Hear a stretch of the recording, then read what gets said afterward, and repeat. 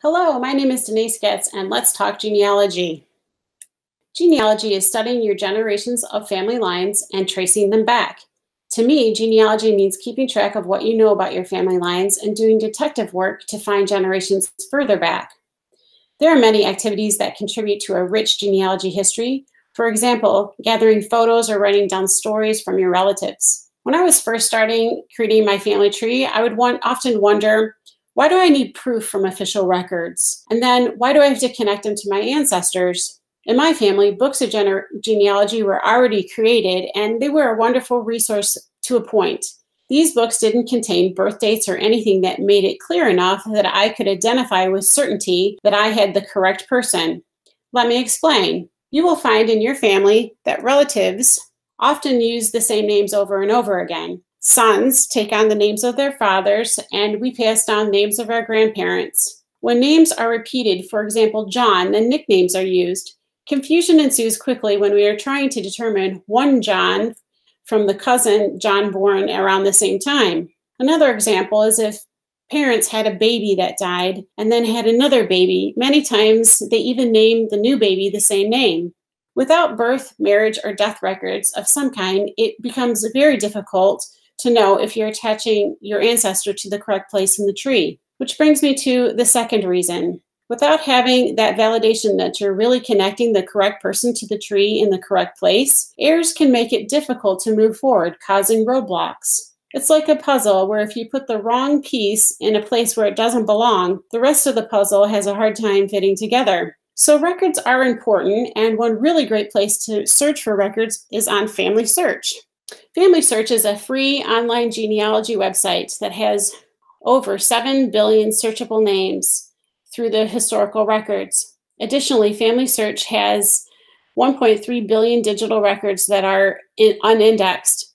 FamilySearch partners with governments and archives around the world to continue acquiring more records.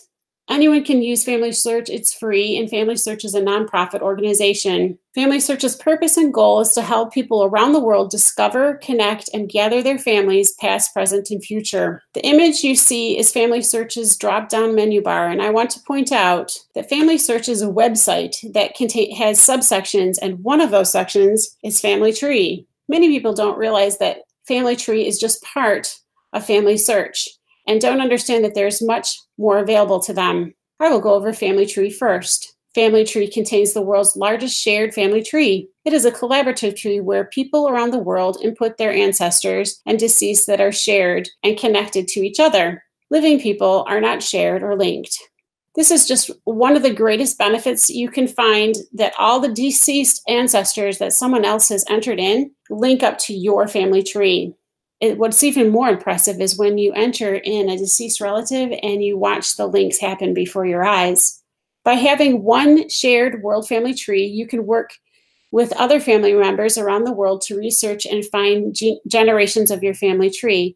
You can find more information together. Some family members know things that you don't, and vice versa. You can connect everything that is known about your family line in one place.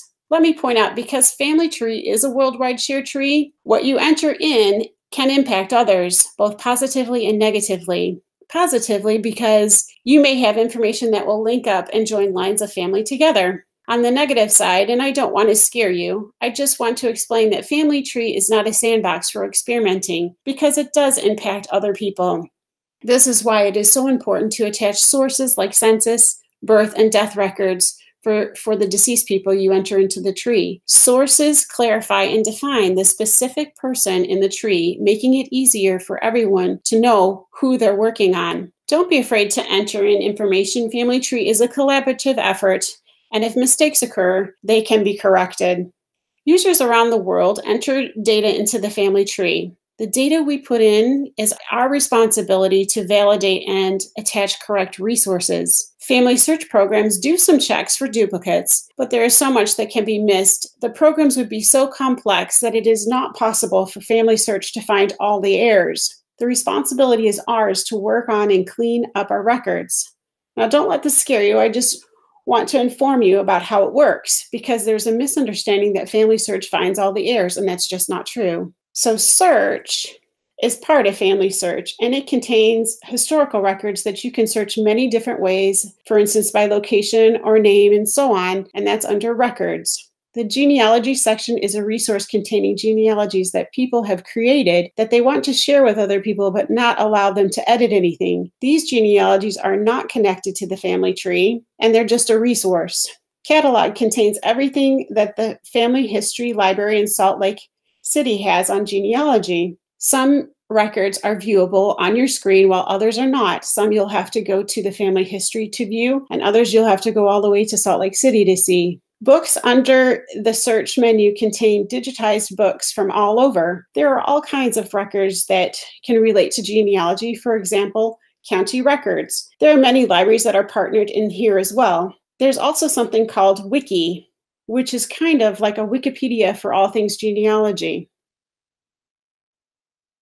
So Memories is another section that holds photos, written memories, audio memories, documents, and stories created from family tree users or from the mobile app uploads. These records are shared. Indexing is a volunteer aspect of FamilySearch where you can participate in making records searchable. Old paper records are displayed on your screen, and then you're guided in typing information from the record. What you type in is then recorded in a database. Ultimately, you are making records to be more searchable to find ancestors online. There is much more we can learn about FamilySearch. Fortunately, I have an awesome resource called Genealogy TV online. Here's a list of topics that were talked about in this video about FamilySearch, and I will provide a link and also the topics with starting times. Thank you so much for watching, and I'll see you next time.